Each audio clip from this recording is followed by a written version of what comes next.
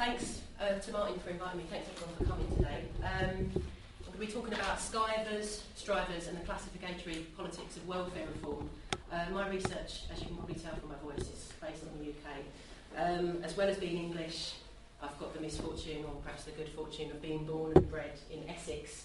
So I have a bit of an estuary tone, so I hope you can all understand me today. Okay, so this is how you can contact me if you want to get in touch after the talk.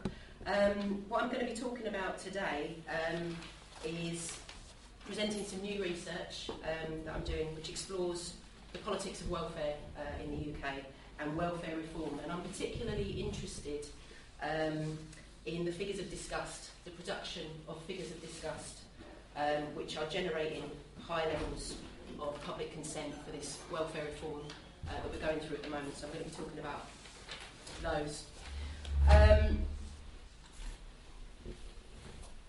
We've got this crisis of capitalism at the moment, and it's been transformed, it's been rewritten into a crisis of welfare. And narratives of austerity are absolutely essential to that rewriting process.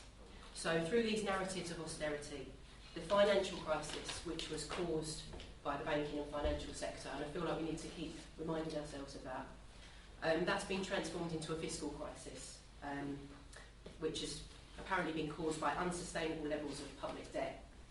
And the economic problem of how to restore market stability has been transformed into a political problem of how to allocate blame for this public debt. And this is a process of intense ideological work that John Clark and Janet Newman have called the alchemy of austerity. And they say that through this alchemy, the social problems of poverty, social immobility, economic inequality and disadvantage are magically transformed through the power of magical thinking into problems of welfare dependence, cultures of entitlement and irresponsibility. So what I'm going to talk about today is how this transformation happens, how this financial crisis has been rewritten into a fiscal crisis. And to make sense of this, I've gone back to the work of Stuart Hall, and particularly this classic book, Policing the Crisis, which was originally published in 1978. The second edition of this book was published last year, 35 years after the original. Policing the Crisis was written during the first rumblings of neoliberalism. And reading it now, when we've got this very strong sense that there is no alternative to neoliberalism, it's a reminder, I think, a very powerful reminder of how things were not always so. So it's good to, I think, go back to this kind of pre-neoliberal, when neoliberalism was just rumbling. Hall and his colleagues were concerned with the emergence of a new cultural figure, the mugger, and a new kind of street crime, mugging, in the 70s. And they were interested in how this figure was one upon whom street crime was racialised and against whom social anxieties about youth and urban space and control become projected. And they develop a conjunctural analysis mapping out public and official disquiet, trying to catch public opinion unawares in the very moment of its formation. And what they argue in this book is that figures like the mugger are essential in times of crisis, when new formations of common sense are condensing. And our current crisis, economic and political, but also cultural, organised around the concept of austerity and the virtues of restraint around the welfare state, is a crisis which is rapidly condensing upon newly emerging figures of welfare dependence. So I'm tracing the parallels between the production of the mugger and the current production of the scrounger or the skiver. The figure of the mugger and repetitions of mugger discourse across news media, courtrooms, public commentary, everyday conversation, gossip, and other formal and official sites of disquiet come to solidify a new common sense consensus around authoritative policing. And in a similar way, we've got new forms of consensus and common sense which are solidifying around welfare. Hall and his colleagues talk about this process of becoming common sense, and they say in formally democratic societies, becoming common sense is one key route to securing popular legitimacy and compliance, and thus the basis of what Gramsci called hegemonic forms of power. So I'm interested in what are the new forms of common sense that are solidifying around welfare and social security, what emergent figures are helping to drive this process of new common sense making, transforming this crisis of capitalism into a crisis of welfare. And I think one of the clearest ways, one of the clearest moments in the rewriting of this current crisis into a crisis of welfare and public spending came when David Cameron spoke under a banner at his latest 2013 party conference, and he spoke under this banner for hard-working people. And this is a culmination of repeated ideas that there's this stubborn group of people that are cheating the welfare state, the hard workers, that are taking out rather than putting in. For hard-working people is one moment where Cameron sort of symbolically says who it is that we stand for. And this notion of the hard-working person is produced by disgust, by casting out those who we stand against, those who are not hard-working, the shirkers, the scroungers, the skivers. So this is really where we see a moment where this new figure of crisis becomes really significant, really kind of public. And I'm interested to know what forms of disgust are emerging in an Irish context, but I think certainly in the UK context we've got this figure of the skiver. Cameron did not invent this rhetoric of the hard worker. It was New Labour that introduced punitive policies designed to manage failed citizens through limiting their financial and material aid, in the belief that this would make citizens take responsibility for their own welfare by finding work and being more aspirational. Within the space of a decade, we've got this very potent national around work, that poverty can be explained as a poverty of aspiration and failure to make the right choices, and that this is somehow to blame for stagnant social mobility. So in 2008, Cameron kind of shamelessly plagiarises this idea from New Labour as he launched his campaign for what he called a new morality to fix broken Britain. And coalition policy is very much a continuation of New Labour's project to reconfigure poverty as a matter of personal choice and bad culture, poor choices and bad culture. So coalition policy doesn't invent this common sense, but it does intensify it. And intensifies the stigmas attached to worklessness and the receipt of welfare. And you can see in this quote here, which is a little bit small, so I'll read it out for you. When you work hard, this is Cameron in the Sun, inviting people to feel angry about the things that they can't have because other people are costing the state too much. And he says, when you work hard and sometimes have to go without the things you want because times are tough, it's maddening to know there are some people who could work but just don't want to. You know the people I mean, and this is a really important moment, I think. You walk down the road on your way to work and you see the curtains drawn in their house. You know they could work, but they choose not to. And just as maddening is the fact that they seem to get away with it. So we've got this very powerful new form of common sense that's solidifying around work, welfare and social security. And it relies on the production and circulation of these new figures of social disgust and the recycling of older figures of disgust. We've got several sort of intersecting figures who hold welfare anxieties and fears. These newer figures, which are much more about cheating, fraud, fiddling the system.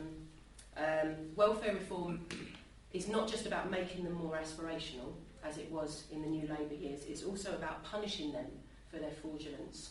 So we've got the recycling of older ideas about welfare dependence, and we've got these new punitive figures, which is based around fraud. These people are cheating the system, they're diddling the system, they're scroungers. There's a much more stronger sense of their fraudulence.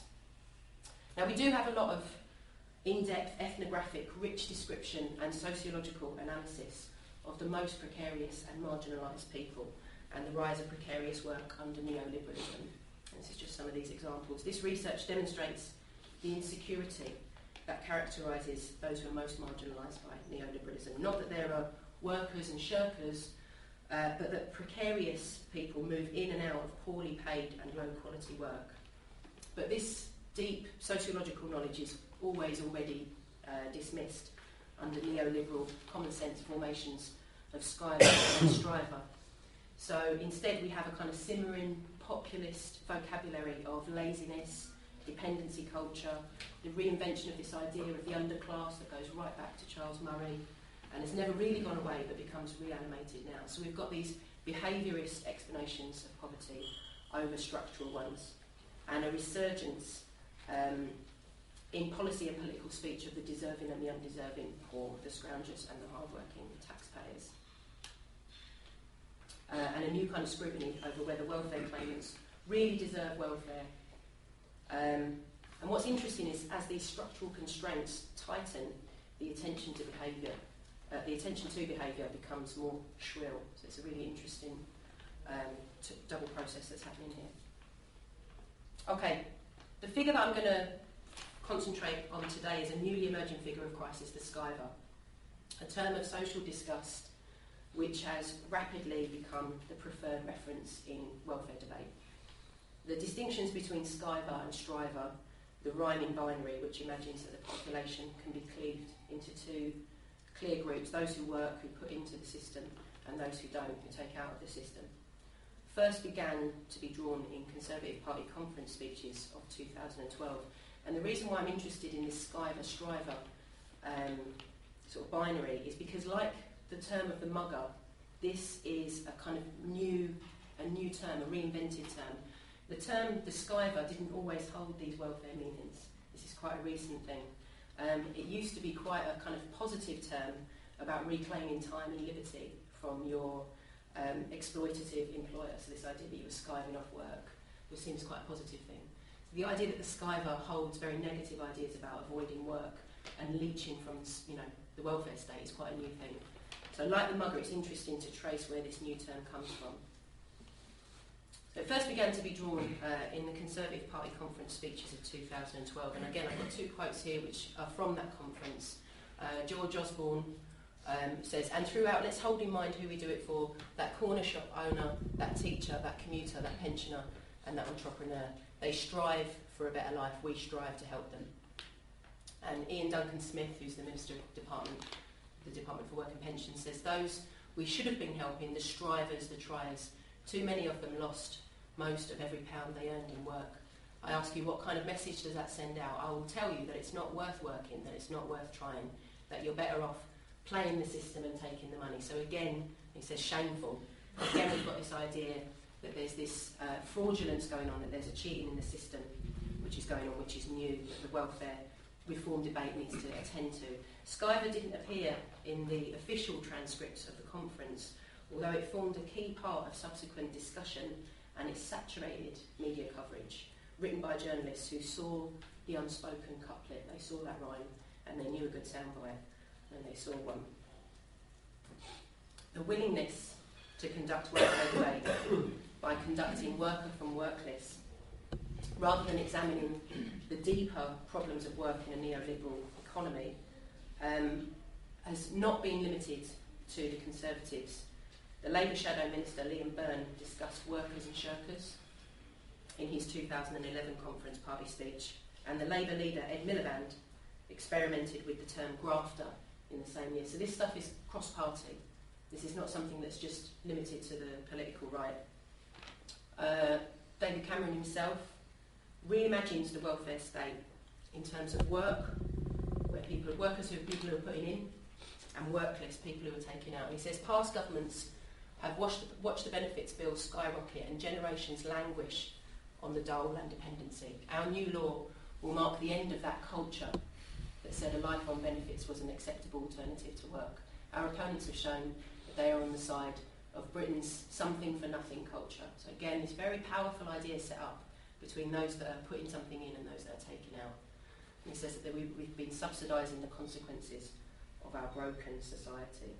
So he's kind of reimagining unemployment benefits here, which are actually 3% of the welfare state. And they're reimagined as all of the welfare state. And in doing that, he's able to cleave the population into two groups, worker and workless. So this isn't a rupture with New Labour, but a continuation. There's this cross-party consensus on the need to reform welfare, and to do that around the context of work. No mainstream political party in the UK has cogently questioned the terms of this need for reform, or the terms of the debate. There's this consensus that work is the best route out of poverty, and little critical reflection on the declining quality of work or the declining value of the wage at the bottom rolls, or in fact how the welfare state subsidises low wages and high rents. So this is all out of this debate. The new common sense around welfare functions by cleaving the body politic into two: those that put in and those that take out. Those who get something for nothing, welfare without work, and those that get nothing for something, work without welfare. We can see this across these constant repetitions of this cleaving, this immensely powerful binary of Skiver and Striver that conceives of its citizens as one or the other, occupying different spaces, oriented by different morals, aspirations and values. So Skiver and Striver creates two nations, and in that sense it kind of reanimates Charles Murray's idea of the underclass, a lumpen proletariat, a culture apart, socially excluded, cut off, adrift. But in Skiver, Striver, this is kind of newly moralised around cheating, fraud, playing the system. Reimagines Skivers and Strivers as a kind of static two-state testimony to a perverse welfare system that rewards irresponsibility and punishes commitment. This rhetoric shows a new willingness to recycle divisive vocabularies of virtue and waste, deserving and undeserving, rather than to examine the common costs of neoliberalism. So this coalition rhetoric has hardened the common sense that emerged under New Labour, and it also intensifies the stigmas attached to worklessness and the receipt of welfare. So work and worklessness is emerging as this new moralised side of neoliberalism, where a new common sense is most rapidly solidifying the strivers and the skivers, the workers and the shirkers, or in Loic or Quant's terms, those who merit being salvaged and inserted into the circuit of unstable wage labour, and those who must henceforth be durably blacklisted and banished. So how are these ideas made palatable to the public?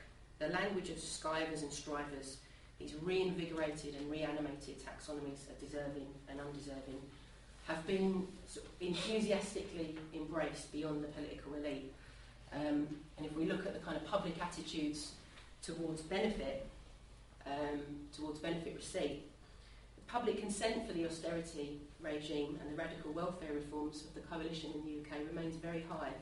So from 1983 up to the late 90s, the causes hardship group were around 50%, compared with about 30% of the discourages work group. About the time that Tony Blair came into office, these start to diverge. Once Labour's welfare changes start to kick in, the most recent survey data that we have from British Social Attitudes is that 2011, 60% of people now believe that benefits are so generous that they discourage job seeking, 3 times the rate of those that think that benefits cause hardship.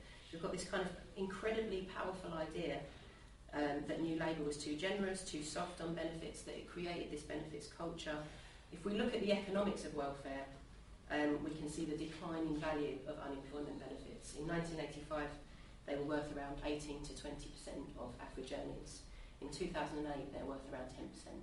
But at the same, even though we have this kind of declining value of benefits, there's this incredibly powerful idea that those benefits have become incredibly generous and soft, and that we give too much in benefits, to the point that it discourages people from seeking work. So how can we make sense of this? Perhaps in part it's through the endless tabloid stories about skivers abusing the system, but this is just one part of a kind of multi-sided media, cultural and social embedding of skiver-striver rhetoric. The social and cultural power of the figure of the skiver trumps this economic analysis. And by adopting a conjunctural analysis similar to that used by Hall and his colleagues in Policing the Crisis, we can start to dismantle and map the kind of psycho-cultural emergence and appeal of this idea of the skiver as a moralising and highly mobile figure which holds new forms of common sense about precarious lives. And one of the places where this figure of the skiver as a mobile figure has been implemented is around this new genre of television, poverty porn. I don't know if any of these programmes familiar to everybody. These are all things that we've seen. Okay, so I want to particularly today, I want to focus now a little bit on the mobility of the skiver as a figure, to think about how this figure is brought to life, so it's taken off the tabloid scare story pages and into much more animating and animated cultural texts and media representations, and in particular through this genre of poverty porn. So while the sociological knowledge that we have about precariats and precarious lives is not part of the mainstream public debate on welfare and welfare reform, poverty porn is absolutely central to it. So poverty porn produces and circulates common sense notions of poverty, that poverty can be approached as a problem of overconsumption, buying the wrong things, spending your money on the wrong things, a failure of the individual, to prudently use their resources, their failure to aspire to a working life, and their dependence on welfare benefits. So the poverty-porn viewer is invited to understand social security, their own and the social security of others, social insecurity of others, as a problem of self-discipline rather than as a problem consequence of the extensions and excesses of neoliberalism. So the subject of poverty porn is a caricature. Welfare dependent, workless, fiscally incompetent, spending beyond their means, and because of all of those reasons, socially disgusting. In her book, Revolting Subjects, Imogen Tyler proposes the term national abjects for these figures who exist as symbols of marginality and who are seen to occupy positions of deviancy. And these figures are used to generate and mobilise social disgust. So the national abjects of poverty porn serve to transform precarity into a moral failure, worklessness into laziness, social immobility and disconnection into an individual choice, a failure to strive. We witnessed the recent swathe of television programmes. They not only play on shameless curiosity about poverty, but they also position the lives of people in poverty as something that others have a right to peer at and dissect, scrutinise and assess. As part of its cost of living series, the BBC broadcast We Pay Your Benefits, a programme which invited 4 taxpayers to analyse the spending habits of 4 welfare recipients in order to assess whether the current levels of unemployment support were too high. And again, by separating these two into 2 very clear groups, it ignores the movement between work and worklessness. Benefits Britain, 1949, set benefit claimants the challenge of living by the benefit rules of 1949, the first year of the welfare state. Poverty in this programme was rendered as a challenge or an experiment. Life on the breadline transformed from a profound social injustice into an opportunity to scrutinise the habits of the poor, how deserving they are. And it also sets up this idea that welfare in the past was more stringent, less generous, more conditional, and that we should return to it. On Benefits and Proud, which was part of Channel 5's And Proud series, which also included Shoplifters and Proud and Pickpockets and Proud, presents claiming benefits as suspicious, akin to theft, and the And Proud hook of this series is deeply ideological, suggesting that the only correct response, the only correct feeling about receiving benefits should be shame. Britain on the Fiddle looked at the runaway problem of benefit fraud, and this voiceover suggested that 20 billion a year was lost due to fraud. Now, it's never clear where these figures come from, 20 billion a year, because the DWP's own figures suggest that 1.2 billion is lost to fraud, 3.4 billion is lost to error, 12.3 billion are in unclaimed benefits, so benefits that people are entitled to that they're not even claiming, and all of these figures are dwarfed by various estimates by tax avoidance and evasion. So it's never clear where that figure of 20 billion comes from. But again, this programme repeats the connections between welfare claiming and moral laxity, even criminality. And these 2 programmes in particular, on Benefits and Proud and Britain on the Fiddle, document how the Skiver, again, is kind of reimagined as a cheat, a fraudster, fiddling the system on the take. More recently, Benefit Street, which describes itself as an observational documentary of James Turner Street in Birmingham, 99 houses where the majority of the residents are unemployed. And I'm going to talk specifically about Benefit Street today, but making broader points about the poverty porn genre. And I think it's worth pointing out that the makers of this programme are also behind the latest poverty porn television, Famous, Rich and Hungry, where celebrities spend time with families struggling to feed themselves in order to assess is there really food poverty in the UK today. So I'll just play a very quick clip of Benefit Street for the benefit of anyone who's not seen it. How do I get to it?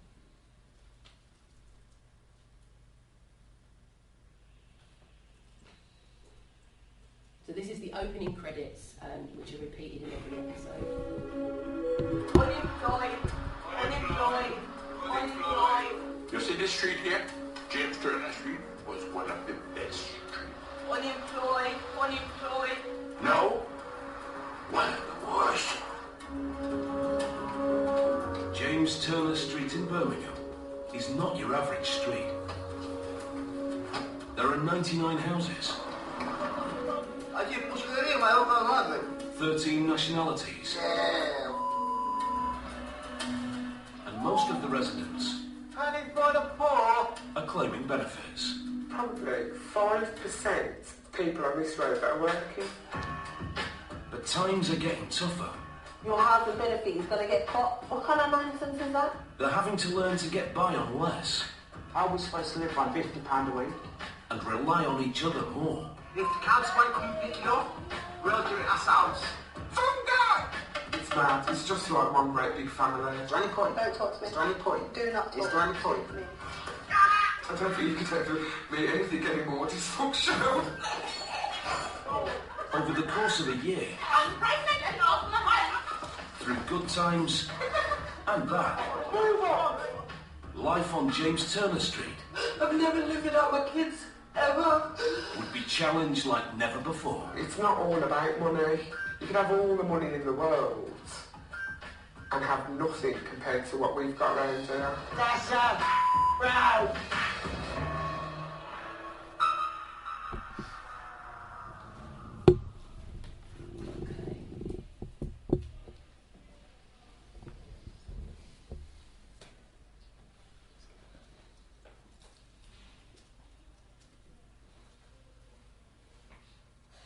How do I go from...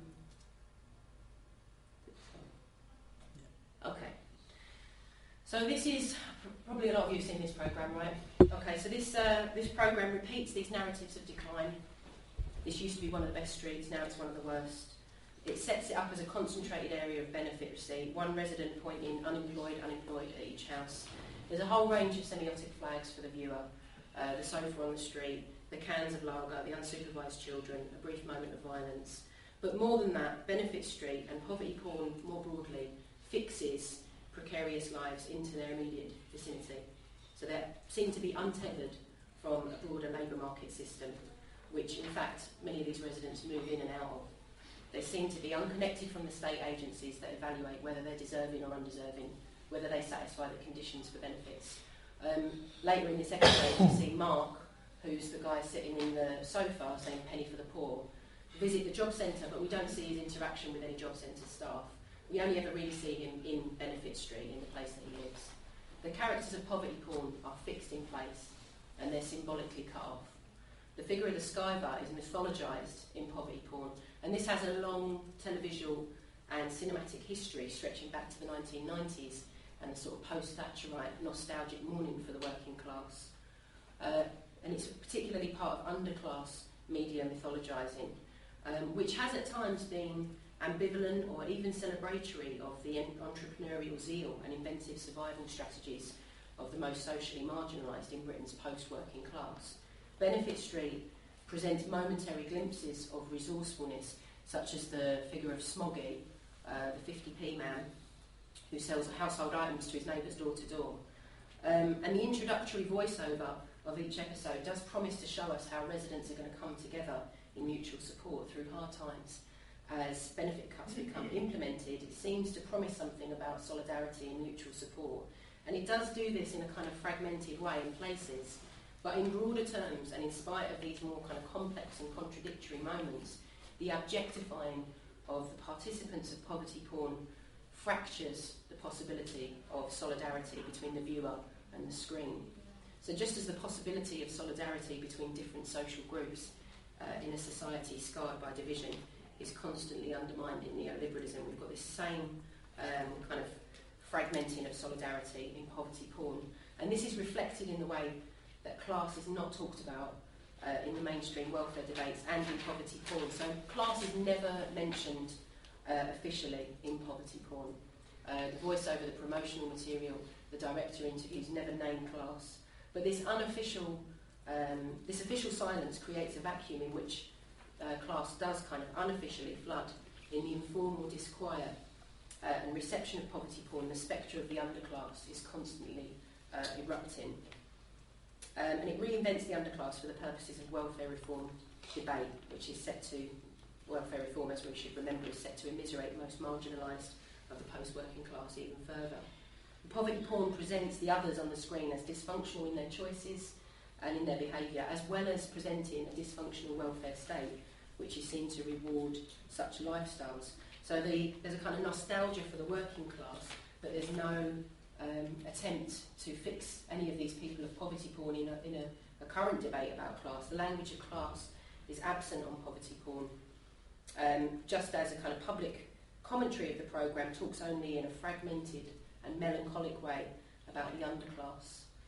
More broadly, this talking or not talking about class reflects broader and longer shifts in terms of how we talk about welfare itself. So in 2003, John Roger wrote a really interesting article in the Journal of Social Policy where he argued that notions of solidarity and justice are intimately bound up with welfare state regimes.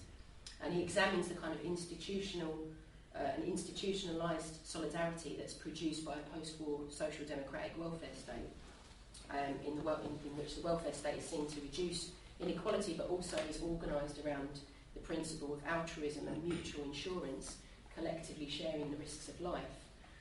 Roger reviews support for welfare regimes across Europe and between different social groups, and he finds that although we might expect that those dependent on the welfare state would be more supportive of it, actually the picture is much more complex, and he finds that those who receive state benefits are highly critical of them, and there's all sorts of complex hostilities enacted between groups that satisfy different welfare conditionalities. So single parents, for example, are despised by the over 60s, pensioners are despised by the young, people who support a national healthcare system might not be supportive of unemployment benefits. So there's all these kind of fractures and fragments. And he says that social solidarity is a very fragile notion today.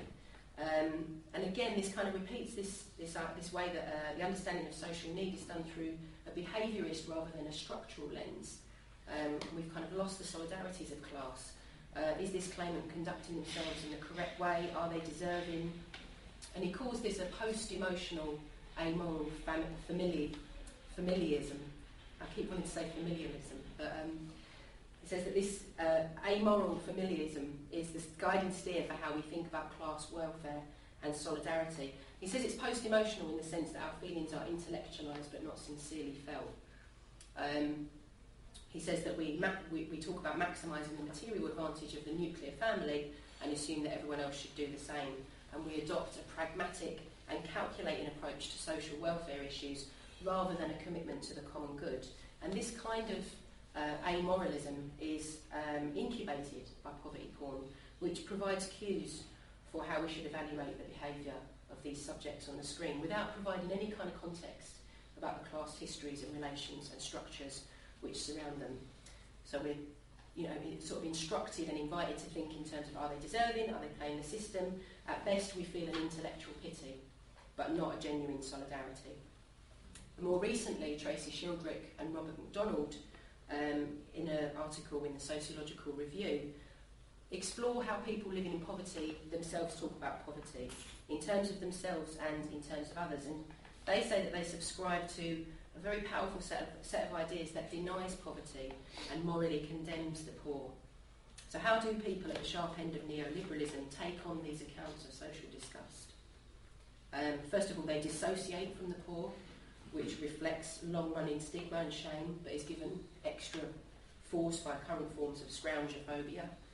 And they also put into play these discourses of the undeserving poor, together with a contemporary prejudice against the working class. They disidentify as working class. So it's interesting how these figures of social disgust are taken on in themselves. And this, of course, reproduces a hegemonic orthodoxy or a common sense that blames the poor for their poverty.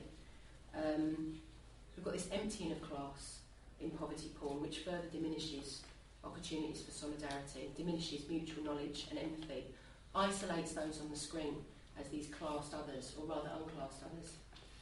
So even viewers who are in similar circumstances or facing similar kinds of pressures are compelled to dissociate and disidentify because of these broader common sense orthodoxies about poverty. This emptying of class is reinstated by the description of these programmes as being about poverty and not about class, about people in extremes at the very bottom, unconnected from the rest of us, held at a distance at the end of a camera lens. The poverty porn producers don't like the term poverty porn, of course, that might not surprise us. Responding to critique of Benefit Street, and particularly to the description of it as poverty porn, director Richard McKerrow argued that shining a light on poverty, paying attention to poor people, is not pornographic. So in this kind of preemptive sleight of hand, McKerrow dismisses the critics of Benefit Street as prudish, unwilling to consider the obscenity of poverty. But of course the label of poverty porn doesn't just refer to the obscenity of poverty, and any sociologist would say that poverty is an obscenity and that it should be publicly debated. But this term poverty porn refers to the practices of poverty pornographers, those whose currency is outrage, scandal and attention, media careers which are made on the back of ratings and hashtags and newspaper coverage. Currency in the attention economy, the media attention economy, is through the newspaper column, the hashtag, the ratings figure, and hopefully the recommission. Poverty pornographers exploit the lives of marginalised precariats to generate this currency. And of course the currency produced by Benefit Street has been so plentiful that the team have been recommissioned in their latest poverty porn television, Famous, Rich and Hungry. It's poverty porn in the sense that its aim is to provoke an emotional sensation, repetitive, effective encounter with the television screen. It aims to arouse and stimulate the viewer to provoke an emotional sensation through a repetitive and effective encounter. It's porn in the sense that it's all surface, no depth, visual culture, and the kind of semiotic cues that are offered up that require no interpretive work from the viewer. The sofa abandoned on the street, the satellite dish, cigarettes, tins of cheap lager, these all work as red flags of moral outrage. Currency in the attention economy is traded across different kinds of media industries. So it's not just television producers of poverty porn that are contributing to this solidifying of a new common sense. Going back to policing the crisis and the emergence of the mugger, Stuart Hall and his colleagues looked at news media, courtrooms, public commentary, everyday conversation, gossip. Poverty porn is multi-sited, it's mobile common sense of welfare that condenses in all kinds of other places as well. And it's worth kind of thinking about how other media industries are also changing. News media is changing, transforming. The crisis of print media and the turn to online web content for news media. One of the most successful franchises that's responded to these shifts to online content is the Daily Mail. You probably have similar examples here, which have become experts in clickbait. So the recycling of moral outrage across multiple stories, connecting to news events, producing fast online content which draws online audiences in. And this is just the first 4 pages. When you search Benefit Street in the Daily Mail search bar, about 5,000 hits come up, sometimes several a day. So we get this rehashed, very fast media content connected to the programme, which works to cement a sense of public debate, generates the buzz of public debate, but it's not really public debate. We can also think about the parasitical nature of contemporary media culture in the zealous reuse of Benefit Street to create satellite event TV. Channel 5, keen to cash in on the attention currency of the programme, set up the Big Benefits Row, which featured social commentators. Channel 4 broadcast its own Benefits Britain, the live debate, which was scheduled to be broadcast immediately after the final episode. We had journalists and politicians on both panels, but there was not a single sociologist on either debate. So this isn't about informed debate, this is about fast, emotional opinion exchange. Pierre Bourdieu referred scathingly to doxosophy, the closed circuit of political discourse in which doxosophers engage in the vague debates of philosophy but without any technical content, a social science reduced to journalistic commentary and opinion polls. And he says doxosophers' primary function is to comment on representations like poverty porn as if they were real.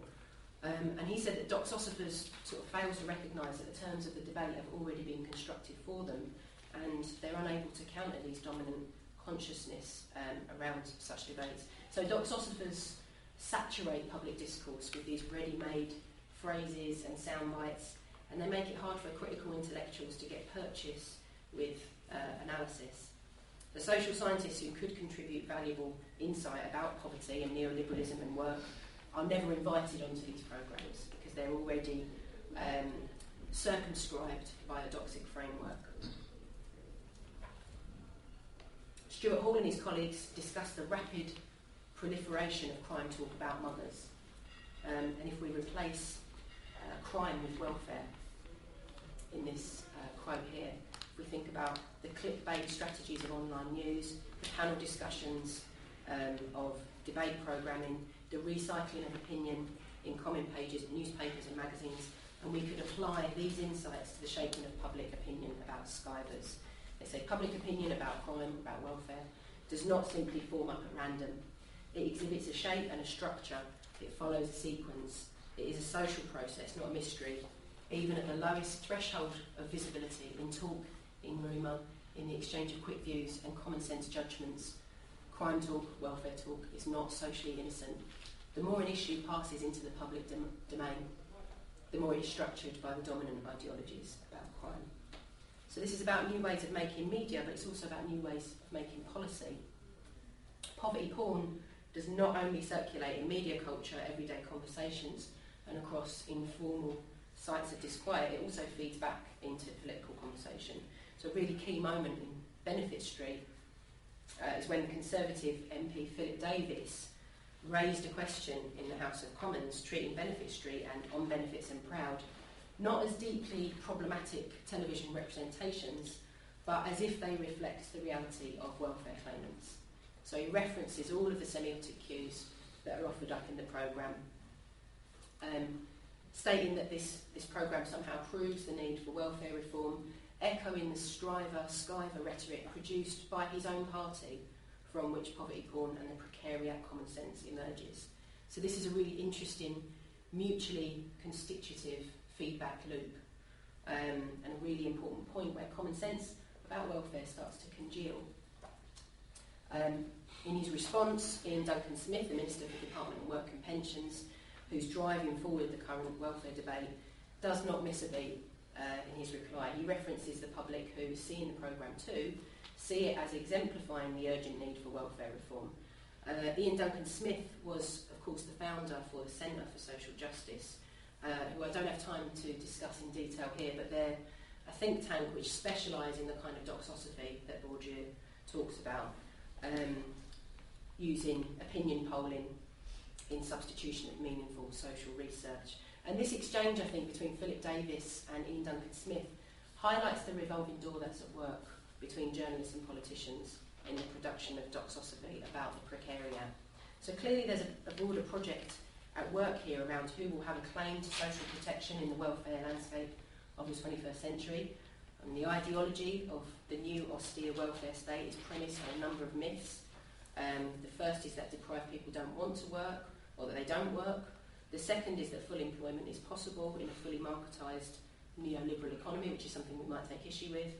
And the third is that work is a route out of poverty or receiving benefits. All three of these myths are rampant across the new common sense of welfare.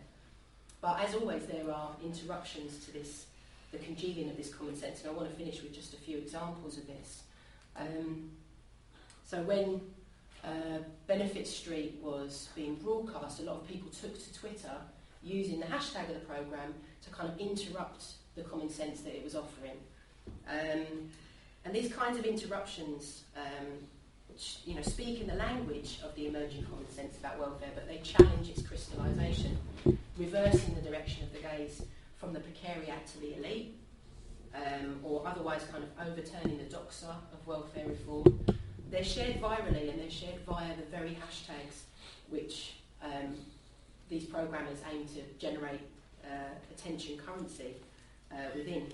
The hashtag We All Benefit, for example, has been a really interesting attempt during the broadcast of poverty porn to interrupt the divisive Skiver-Striver common sense with a rhetoric of solidarity. So we all benefit, and kind of listing the ways in which we all benefit from a welfare system, rather than separating the body politic into Skiver and Striver. It sort of speaks back to this common sense. These kinds of interruptions, they try and disrupt the moment of common sense formation in quite powerful and often quite inventive ways. So these are anticoagulants in the sense that they slow the thickening of welfare common sense.